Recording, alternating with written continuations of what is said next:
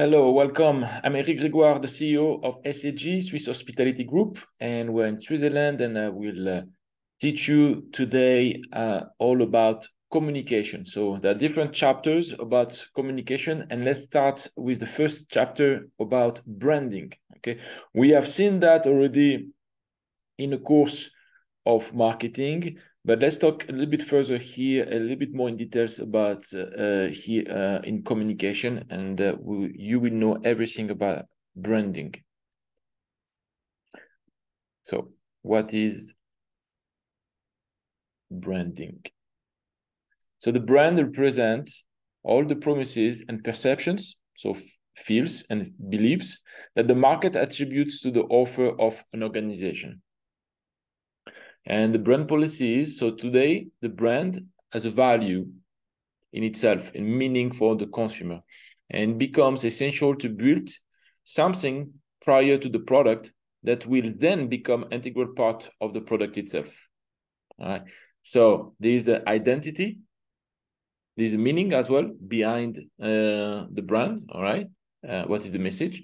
And all that, the identity plus the meaning, is equal to the current elements of a brand connotation. So when you think about one brand, first you identify the brand, and then it is the meaning behind, okay? The meaning is, okay, when you talk about, let's say, Rolls-Royce, you see the brand, do you recognize it, all right? And then what do you see? Maybe when you see the car, when you see the logo, okay, you have the brand, Rolls-Royce, you identify it, and then the meaning is like luxurious cars, top quality, best cars in the world. That's the meaning. That's what the brand tells you. And the brand is not a commercial element, but a real asset of the company. It's a patrimony. So it's really important. That's really, yes, as it says, it's really an asset. It's something that you can build and it will last for many, many years. As an asset is like a building. You have to take care of it. It can be destroyed or it can take some value. So brand as a personality carrier, it's perceived as a value by the consumer. So brand policies, the brand is an asset, as I said before, that must be managed to create value for the market and for the company. As I said, it's a brand is an asset, and this asset has a value. But you can destroy the value of this asset if you take bad decisions. If you destroy your brand, if, for example, you have a restaurant and you have a problem with the hygiene in the kitchen, it can have an impact on your brand name. And of course, the value of your brand will go down. But if you are doing a very good job, if every time is better and better and better, and you get more and more customers, and you develop and you make more openings, etc., then the value of this asset, of the brand, will increase. It's normal. So think about this as an asset is like a building, it's like a house. The value goes up, sometimes go down. So all depends of you. All depends of you. It's all in your hands. If you are doing a good job, the value will keep going. If you are doing a bad job with the brand that you have, the value will go down. So the brand, what it is the advertising that you do with that, a symbol, it can be the slogan, a sound, a product, a person, a shape, a jingle, okay? All that, it's part of the brand. So what are the benefits of the brand policies? So it's to attract and to retain customers, okay? We will talk about this later, to retain the customers, but it's a way also to attract them, to create differentiation with respect of competitors. So differentiation is very important. We have seen that in the course of marketing. So if you have not watched the videos, I invite you to follow the course of marketing. And we talked about this, that your product, your brand, okay, what you do, your business has to be different from the competition. You have to have a unique selling point. We talked about the positioning map where basically your brand has to be different from the competition. And this is about to have a differentiation. Each brand has to be different from the competition. So to create differentiation with respect to competitors. So the people, the customers, they know that you are different from the competition, and that's the reason why they come to you, they buy, and they come to your place, they buy because they can feel, they can understand what it is different with the competition. So to increase the return on marketing and communication investments, yes. So when you spend some money in the marketing, okay, on ads, like whatever, even whatever you spend money, like on social media, like all the ads that you do, all the communication that you invest, it costs some money, right? But thanks to the brand that you have, which is an asset, automatically you will get some customers back. Okay, people will come to your store, come to your hotel, come to your restaurant because they know the brand and they trust the brand and they will come to buy. So automatically, bigger is your brand, then the return on investment is good. So to send also a positive message to the shareholders, okay. So the shareholders are the owners, okay, of the company, and of course when the brand is famous and is good, it's good assets, well, the value of the company increase automatically. So the owners have, like if tomorrow you have a house and you are the owner of the house, you're happy because your house has a better value than before. It also helps to facilitate the launch of a new product. It's easy because everybody knows your brand, everybody trusts your brand, you have a brand name, So when you launch something, it's of course easier. Okay. So you can make some sales, it's very easy. To send a homogeneous message within the organization. Okay. That's of course important as well, that everybody knows the brand, and when you send a message to everyone, can be your employees, can be the customers, can be even the competition. When you get a message, is a strong message because it's the brand basically who gives the message. You know what I mean? So it's well respected, and it's you have some power when you have the brand, and you should use this power in a communication. So evolution of the brand's policies. So from a tactical role, tactical / operative, you have the brand image and short-term results. Okay, so that's part of the tactic. Okay, but you also have more like a long-term in terms of strategy. When you do some branding, you have the strategy, where is the mission and the vision of the company. I invite you as well to follow the course of marketing about that. When a company has a vision, what it will be the company in 5 years, in 10 years, and this brand can help. So with a strategy for the company, a brand equity, okay, and the medium to long-term results. So for example, when you change the brand and the brand, you change the logo of your brand for something green, that the vision of the company is to become more sustainable, for example.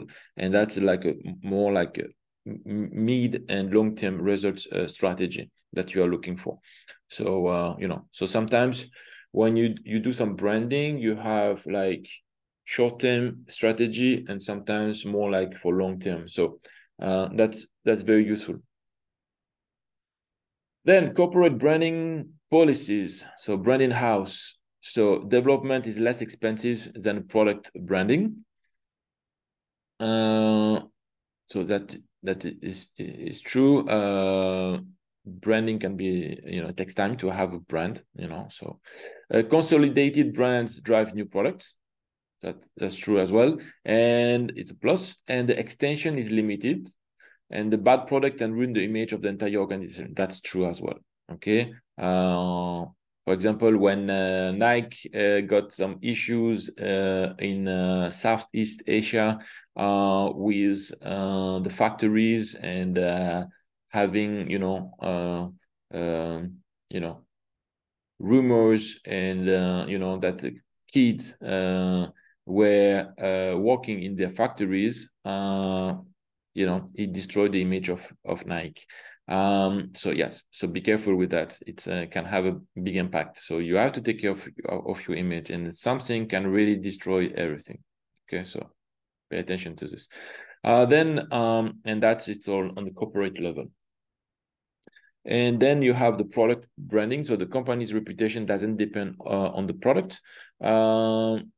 You can search for the best name for each product, and you have high development cost, and the success of a new product is more ascendant. So brand proliferation, upper segmentation. So for example, the LVMH, it's a French group, with Louis Vuitton and many other luxurious brands, so they have a lot of luxurious brands, and basically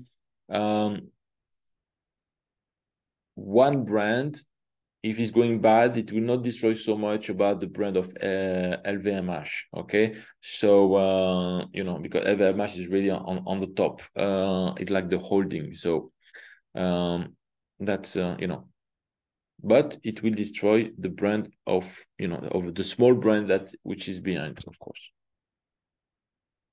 Brand value. So what we talked before, what distinguishes one brand from another is a brand identity. Okay, so it's very important when we talked before about differentiation, that everybody must understand what is different.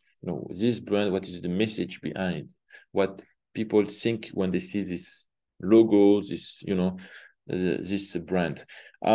This is worth both within the company and outside. So internal communication and external communication.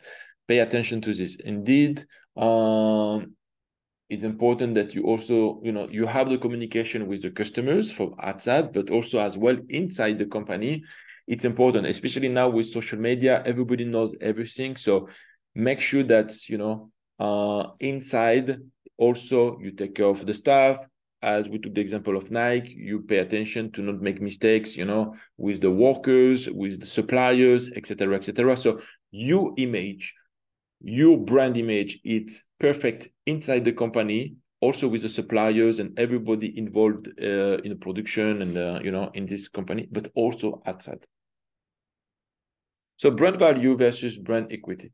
So you can first this registered trademark. So you should, if you have a brand and if you want to build a name, you should trademark it. That means you register your name in different countries to make sure that nobody will copy it. So this is registered trademark. It costs a few $1,000s for each country, and at least you are covered, you are safe.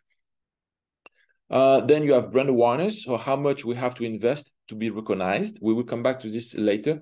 The brand awareness, it takes some time. Then you have also the brand loyalty with the fidelity of the clients. So this also takes some time. We will see that later on. You have some associations that's possible. So with some values, they help to express brand identity. So this is also something that we will see later. And then you have the perceived quality. So how we communicate the quality we want to transmit. All right. So brand equity. Let's see now. So it creates value for the customers by facilitating interpretation, increasing confidence, increasing the satisfaction degree. Okay. So when you are all that, it creates value for the customer. And it creates value for the company by getting new customers, recapturing old customers, increasing fidelity, increasing price and margin. So, you can sell a little bit more expensive. The margins will be higher because the people, they buy because, they know your brand. And it's a competitive advantage. And of course, it's a lever for the trade. Okay, you will make more sales, basically.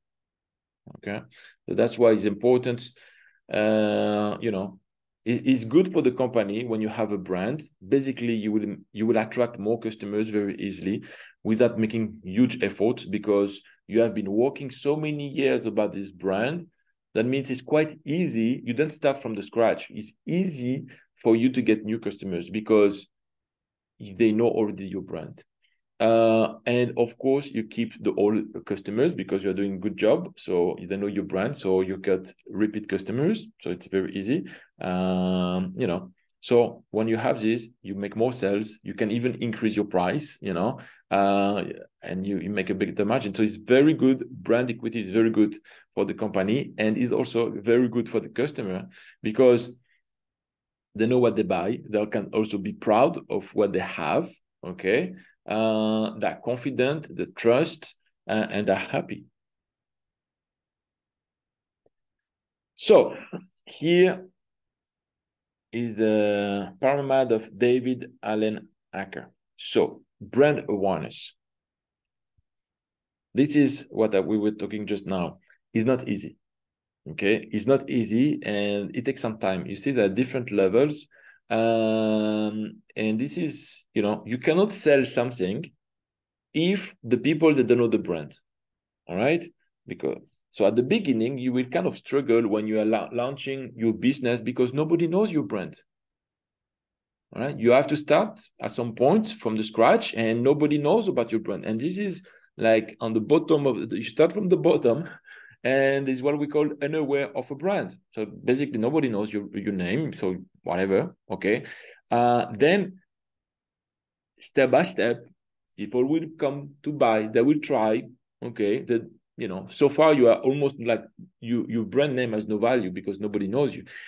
Step by step, slowly, you are starting to make a reputation, and at least people, they kind of recognize you. It's what we call brand recognition. Okay, they kind of know you a little bit. They can recognize you a little bit. They know you are the brand. They don't know you very, very well, but it's a start. Then you have another stage, is the brand recall. So at that time, they really recall, they really remember your brand. They know your brand is identified, and they understand the identity of your brand, which is very good. And then the top of the mind, that means it's like, if they talk about one product, automatically they think about your brand. That's the top of the top. That means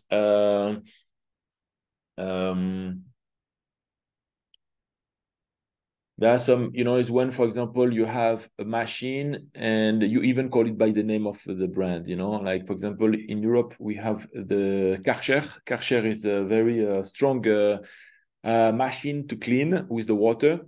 Well, everybody call it Karcher because, and that's the name of the company who is producing it, is the name of the brand, you know what I mean? Karcher. So, you know what I mean? It's when we know more than the, you know, the brand than the name of the product itself. This is when you're at top of the mind. That's perfect. You know what I mean? It's also when like Coca-Cola. Do you want a Coke? You know, people will call by the name of the brand. They will not say, "Do you want a Pepsi?" They will say by the name of the soda. You know, they will say, "Do you want a soda?" No. Do you want a Coke? You know, like if it is the only one. That's also top of mind, you know. Everybody knows it, and everybody, you know, it is only like one brand, only one. There's when we talk about a fridge in a kitchen, okay? The fridge, actually, the name fridge is coming from the brand name called Frigidaire, okay? That was the brand name, okay? And everybody has it, and now it's called the fridge, okay? So, you know what I mean? So this is the top, you know, like everybody knows about your brand, and like you are the only choice. Like one product, it's equal to one brand. That's it. So that will be the best. Okay. It's when, for example, we talk about Google. Google is a brand, right? It's a company. So when we tell Google it, Google Award, you know, that's top of mind. They you know, it's become the brand name, the name of the company becomes the verb. That's perfect. That means there's no other choice. You have to, whatever you are searching something, you go on Google. You go Google it to Google. Okay. So this is brand awareness. Of course, to achieve this level, it's like very complicated. It's not like for everybody, and you have to be patient. And of course, your product and what you do has to be like perfect. Right? But it goes stage by stage. Okay, you have to be patient and you have to work very hard to achieve this.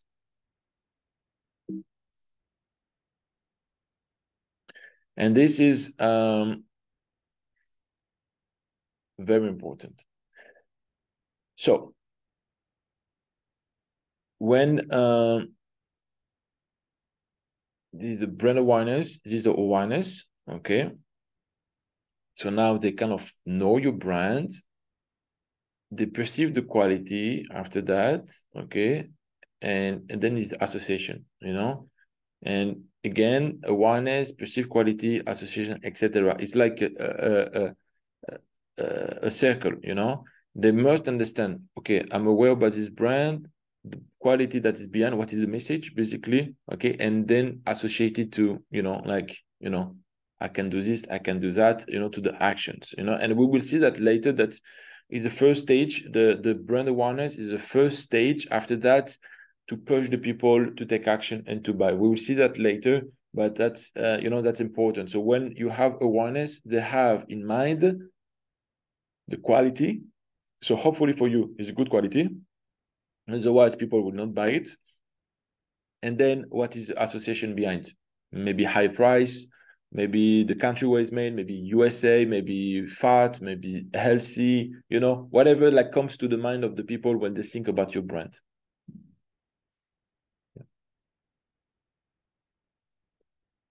So, and that's when you do the brand, you must be very clear about, you know, what people they know about your company, attributed benefits, perceived benefits. What do they know about your competition? Okay, and how are you different from the competition, and what we call the differentiation. And then the reason to buy, the target. Okay, that is adding value. Okay, so then boom, it comes the association. So people, they understand that, okay, this is what you do, this is your competitors, okay, and why they should buy it. That's why the differentiation between the competitors is very important, and what your image, what your brand says, can really add value to your brand. Then loyalty also. It's not something that comes automatically, and it also takes some time. Same as the awareness. Okay, so it will take some time. So then you have first brand. What are the benefits of brand loyalty? First, when you have some people who are loyal, you know, like you have repeat customers, basically, they come back to you to your company, they come back to your restaurant, they come back to your hotel, whatever the business that you do, they come back very often. What happens? Basically, you don't need to spend so much money for the marketing, because you already have some people coming. So you have a reduction of the marketing cost. Okay, you can reduce your expenses in terms of marketing. Then it's creating a trade leverage. Okay, so you know, it helps to boost your brand. You attract new customers, obviously, and it allows you to have time to respond to competitive pressures. Basically, you are leading the market. People try to copy you, basically, because you are one of the leaders. Okay, you are one of the leader of the market. People, they come to you. Okay, so you have the leader, so you have to keep being the leader. Okay, so what type of people do we have? Okay, on the market, we have at the bottom, we have the switchers. Okay, what are the switchers? The switchers, basically, they don't care about the brand. They're not loyal. That means today you can buy one brand, tomorrow you can buy another brand. It doesn't matter. They don't really care. Maybe they even don't know your brand. They didn't pay attention. Okay, those are the switchers. It happens when you go to if you go to the supermarket, let's say, and you buy maybe something for the first time, and maybe a chemical for the dishwasher, something that you're not maybe used to buy, or you know, you even don't know the brand, you don't know what is the best, and maybe you would take the cheapest one because it doesn't matter. So you can take one brand. Maybe tomorrow, if there's a promotion, you will take another one. It doesn't matter. You are a switcher. Okay. And there are a lot of people like this. So then it happens when your brand is not famous. Okay. When there's a lack of differentiation with your competitors. So they don't understand why I should stick with this brand and why I should not buy this brand. You know what I mean? So at some point, everybody switches. But then after that, another level is when people, they recognize the quality of what you do, the quality of your product, and they come back. Okay, so they're satisfied or habitual buyers because they know what you do. They recognize it. Okay, so of course it's good for, there's a brand awareness. Here there's a brand awareness. They kind of recognize your brand, and you have some repeat customers, which is good. It's a first step. Then you have satisfied buyers with switching cost. That means that those people, they're happy about your brand. They buy it, and they will not. I mean, they will. The happy buyers, but if you want to take those buyers to go to the competition, well, psychologically, there's a switching cost. It's a bit more complicated, okay? Because people will think, like, for example, a supermarket. We usually go, people go every week, okay, to the same supermarket. Why? Because it's near your home. You know the place. And it's part of your habits, correct? So if I tell you go to the next supermarket, there are probably a lot of chances that you will say, no, I know this one. You're not sure 100% that it's a good deal to go to another one, and the switching cost to switch to go to the competition, it's higher. So for me to push you to go to another supermarket, I really need to kind of give you some very good reasons. I need maybe to give you some coupons, some discounts to really push you to go to the next supermarket, which is maybe on the other side of the street, you know what I mean? But since it's not something that you're used to do, you don't know them, etc., it's what we call the switching cost. It is the cost of switching. For you, it's more mentally that people, they don't want to change their habits because they don't like the change. Okay, people, they like kind of habits. So switching cost. Same if tomorrow you buy one brand of water and you like Evian, for example, and you drink Evian every day, to make you switch to another brand, well, you say, I'm used to it. I like this brand of water, or I like this brand of coffee, and etc., etc. Maybe the other one is better, but you don't like to switch, because, so this is switching cost that we call. And then after that, you have the brand likers. Okay, so those people, they will follow your brand no matter what.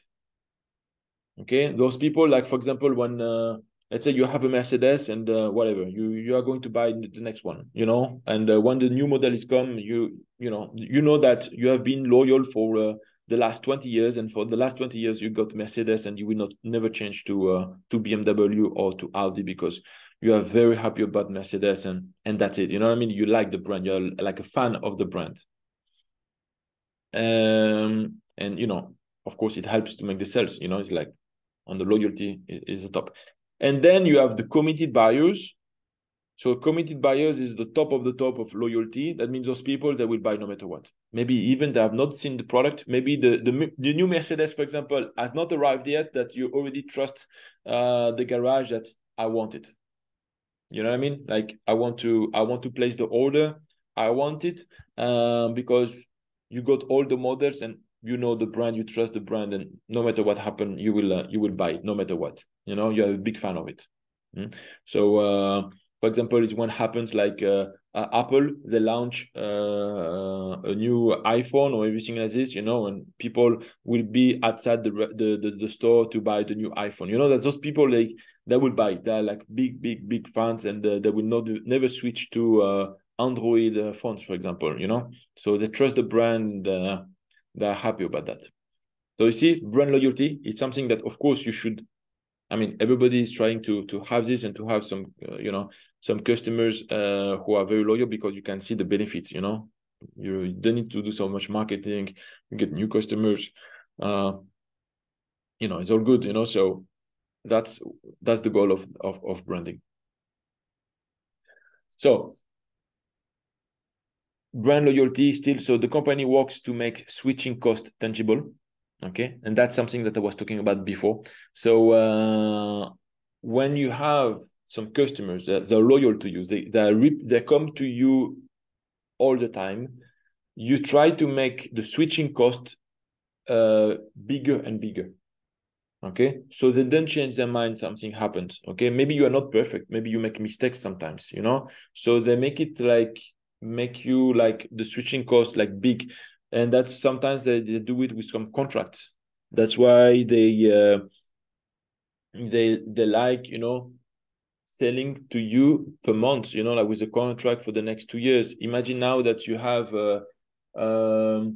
in some countries they have this. For example, if you want a phone, you go to a company to buy the iPhone, let's say, and with the provider, and you have a contract for the next 2 years. So, well, if you're not happy about internet connection or something like this, to switch to another company, it's a little bit complicated, So it's switching costs, they make it like tangible. So you are like, they try to push you to stay here.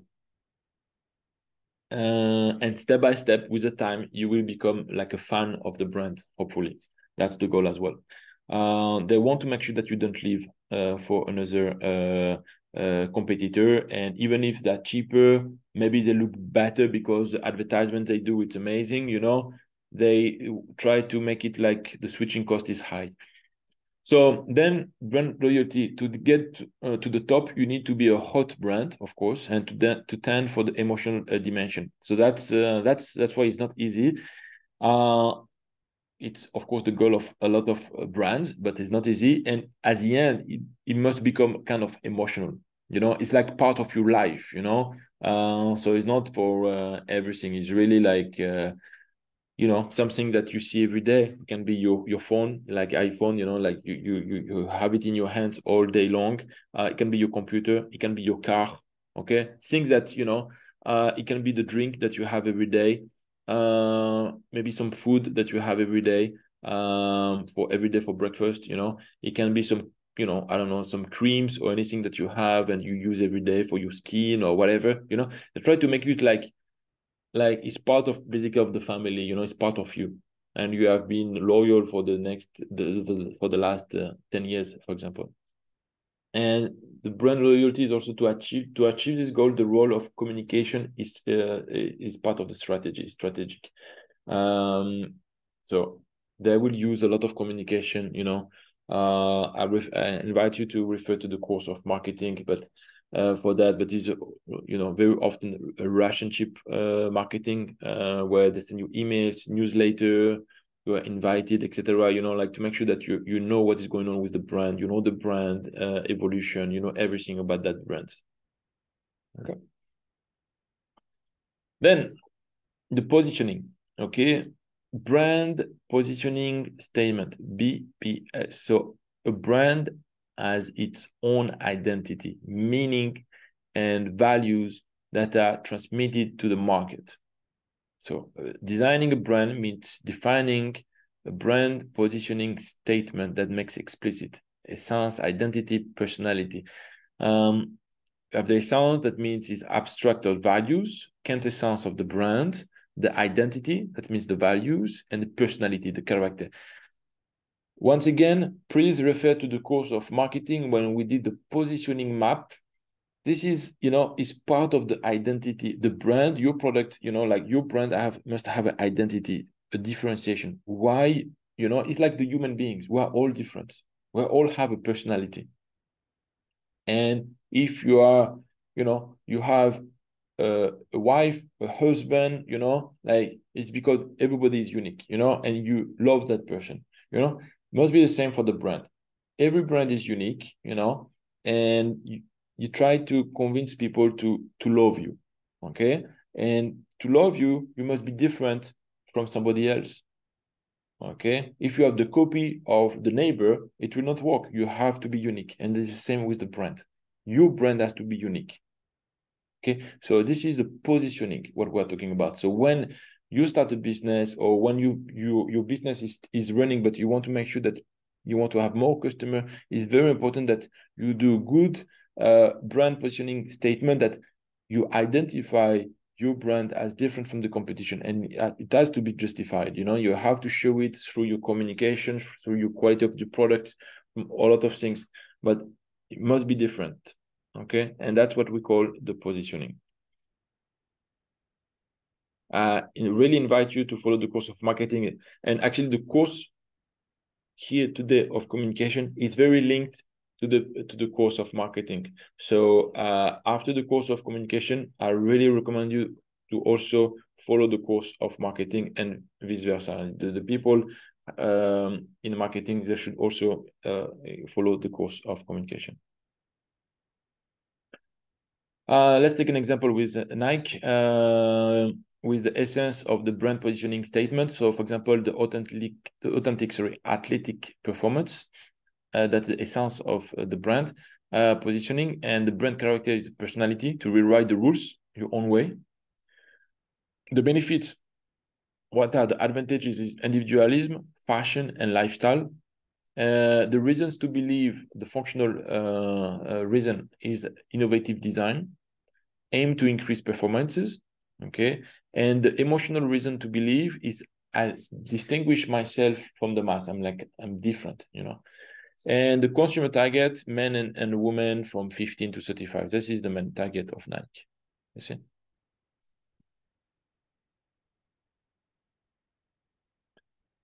And then we have Apple, and we believe that people with passion can change the world for the better. So people who are crazy enough to think they can change the world are the ones who do. Think different. Steve Jobs. Let's see the video, and we'll talk about this after.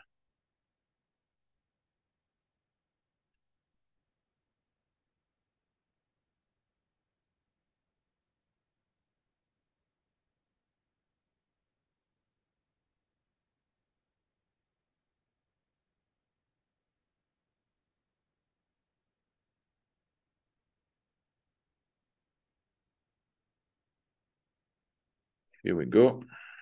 You can see the screen, and we can start.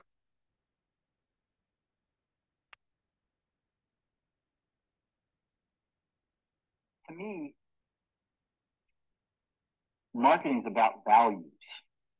This is a very complicated world. It's a very noisy world.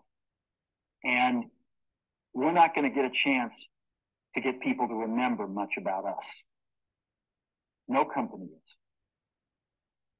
And so we have to be really clear on what we want them to know about us.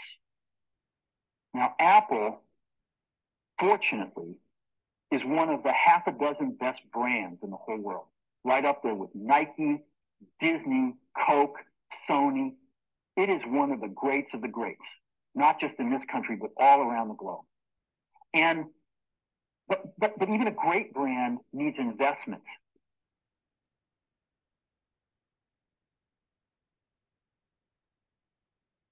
And caring, if it's going to retain its relevance and vitality. And the Apple brand has clearly suffered from neglect in this area in the last few years. And we need to bring it back. The way to do that is not to talk about speeds and feeds. It's not to talk about MIPS and megahertz. It's not to talk about why we're better than Windows. The dairy industry tried for 20 years to convince you that milk was good for you. It's a lie, but they tried anyway. And the sales were going like this. And then they tried Got Milk, and the sales are going like this. Got Milk doesn't even talk about the product. Matter of fact, it focuses on the absence of the product. But But the best example of all, and one of the greatest jobs of marketing in the universe has ever seen is Nike. Remember, Nike sells a commodity. They sell shoes. And yet when you think of Nike, you feel something different than a shoe company. In their ads, as you know, they don't ever talk about the product. They don't ever tell you about their air soles and why they're better than Reebok's air soles. What does Nike do in their advertising? They honor great athletes and they honor great athletics. That's who they are. That's what they are about. Apple spends a fortune on advertising. You'd never know it. You'd never know it. So when I got here, Apple just fired their agency. We were doing a competition with 23 agencies that, 4 years from now would pick one. And we blew that up and we hired Shite, the ad agency that I was fortunate enough to work with years ago. We created some award-winning work, including the commercial voted the best ad ever made in 1984 by advertising professionals. And we started working about 8 weeks ago. And the question we asked was, our customers want to know who is Apple and what is it that we stand for? Where do we fit in this world? And what we're about isn't making boxes for people to get their jobs done, although we do that well. We do that better than almost anybody in some cases. But Apple's about something more than that. Apple, at the core, its core value is that we believe that people with passion can change the world for the better. That's what we believe. And we've had the opportunity to work with people like that. We've had an opportunity to work with people like you, with software developers, with customers who have done it in some big and some small ways. And we believe that in this world, people can change it for the better. And that those people that are crazy enough to think they can change the world are the ones that actually do. And so what we're going to do in our first brand marketing campaign in several years is to get back to that core value. A lot of things have changed. The market's a totally different place than it was a decade ago. And Apple's totally different, and Apple's place in it is totally different. And believe me, the products and the distribution strategies and the manufacturing are totally different, and we understand that. But values and core values, those things shouldn't change. The things that Apple believed in at its core are the same things that Apple really stands for today. And so we wanted to find a way to communicate this. And what we have is something that I'm very moved by. It honors those people who have changed the world. Some of them are living, some of them are not. But the ones that aren't, as you'll see, you know that if they'd ever used the computer, it would have been that.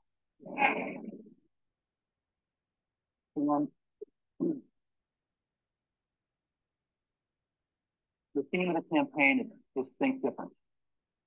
It's the people, honoring the people who think different and who move this world forward. And it is what we are about. It touches the soul of this company. So I'm going to go ahead and roll it, and I hope that you feel the same way about it I do.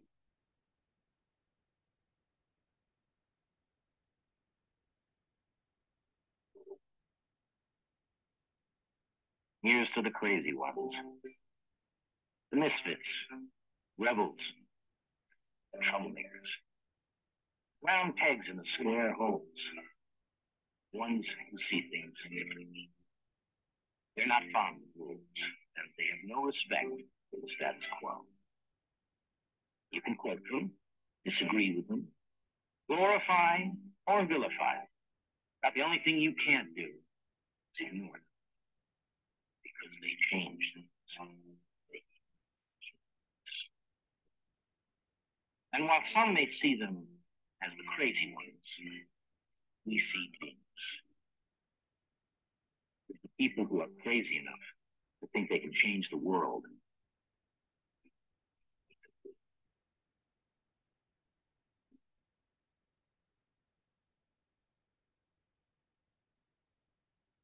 All right. So we have seen in the video that Apple is trying basically to do like Nike, in a way that Nike is not talking much about the shoes or about the product itself, but they go to another stage where Nike is talking about athletes, that victory, you know, and that's the name of, you know, Nike means victory in ancient Greek. So they want to make you dream that if you get Nike products like shoes, you will win. You will be an athlete, like the professional athletes on TV. So that's, you know, that's the vision. And Apple is kind of doing the same in a way that they don't talk much about the computer itself. They don't talk much about the product. They want you to understand that if tomorrow you want to change the world, that means if tomorrow you are ambitious, you want to have your own business and to do something, you want to, you know, you want to change the world, you want to have a better life and do something creative and everything as this, Apple is for you. You know what I mean? Like, it's like we're talking about something different, you know, it's more about the vision, about what do you want in life, what you want to achieve, etc., etc. And basically, Apple is a tool for you. It will help you. You know what I mean? It's part of it. You know, so that's the spirit. You know, and that's the message. So it goes beyond than just the characteristic of the product itself, and that's part of the brand. You know what I mean? It brings all the emotions. When you know, tomorrow you want to let's say to buy a Ferrari, maybe you will not buy just a Ferrari, maybe the Ferrari, maybe McLaren, or maybe Lamborghini, or even some very good Mercedes or Porsche can be technically maybe better, okay, maybe a little bit faster, okay, but the emotions of having a Ferrari, the history behind maybe the red color, the name, and just the logo, you know, it's above the product itself. You know what I mean? So you know what I mean. So this is when the brand goes beyond the product itself. Same when tomorrow you buy, you go to you want to go to Louis Vuitton to buy a bag. Well, 1,000 bags on the market, right? Even you can find a better quality with a better quality of leather. But maybe you will buy this Louis Vuitton. Maybe it's even not leather, 100%. Maybe it's a plastic, whatever.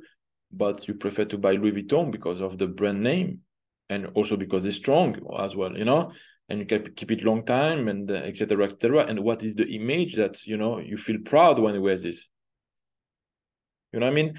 So this is more, you know, about the brand. And of course, tomorrow, when you launch your business, try to communicate, you know, try to build step by step your brand.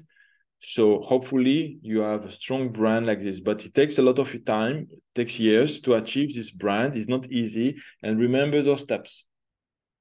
Okay. Nike or Apple have not been so successful in one day. It took years and years to have a strong brand. But then at the end, step by step, this asset, this, let's say, this little house with no value become bigger, bigger, bigger, bigger, and bigger. This is the value of this brand, this asset now is very strong. And, you know, it's something that you have to take care every single day, take care of your brand, and then it will help you to get more customers, to increase your price, to be the leader on the market, to lead the market, you know, to have some customers, repeat customers. You will even no need at the end to make too much marketing, because people, they know your brand automatically. Okay, it's like if tomorrow you open a restaurant, maybe it's the first one, But after you open a second one, a third one, fourth, etc., you do a franchise, people will know about your brand. And if you open another one, people will automatically, they will recognize your brand. They will go there, even if it's the first day and you just open. Because why? Because they know about your brand. All right. So you don't need to do too much efforts at the end because it's all automatic. But of course, it takes time. All right. So this is all about branding. And don't forget that, you know, it takes time to build this brand, but it can be also very fast to destroy this brand. So you need to pay attention to everything you do, talking about the brand. And you have to, you know, it's hard work with the quality of the products, with the communication you use, everything you do. Okay. Thank you very much, and I will see you in the next video.